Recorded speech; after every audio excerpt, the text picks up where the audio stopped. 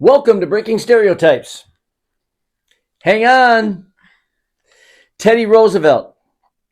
The teachings of the Bible are so interwoven and entwined with our whole civic and social life that it would be literally, I do not mean figuratively, I mean literally impossible for us to figure to ourselves what that life would be if these teachings were removed. Wow. Guess what? I do Breaking Stereotypes every Sunday.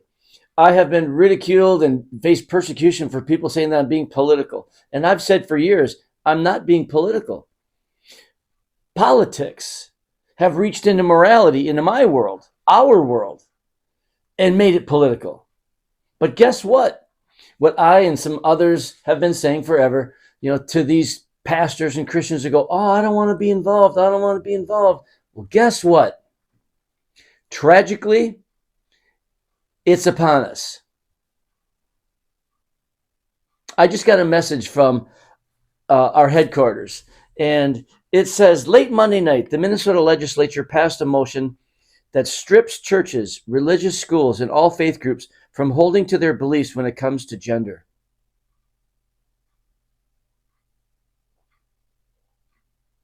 Letter goes on. It says, let's stand together with people of faith from across Minnesota and trust God to help us restore the religious exemption to the Minnesota Human Rights Act. I have to admit, I have very little faith it'll happen. Let's stand together. Let's do something. Far too many pastors wouldn't say crap if they had a mouthful. A book you're going to hear about today, Letter to the American Church, from Eric Metaxas. It's incredible stuff. I'm just going to read one little paragraph. It's in the introduction. The German church of the 1930s was silent in the face of evil. But can there be any question whether the American church of our own time is guilty of the same silence?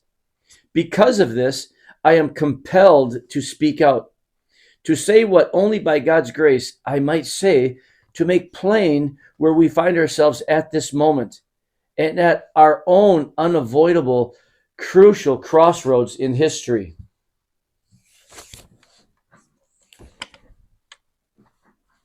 I find myself rather without words, which doesn't happen very often. Silence in the face of evil is itself evil. Not to speak is to speak. Not to act is to act. God will not hold us guiltless. Now that's something to think about.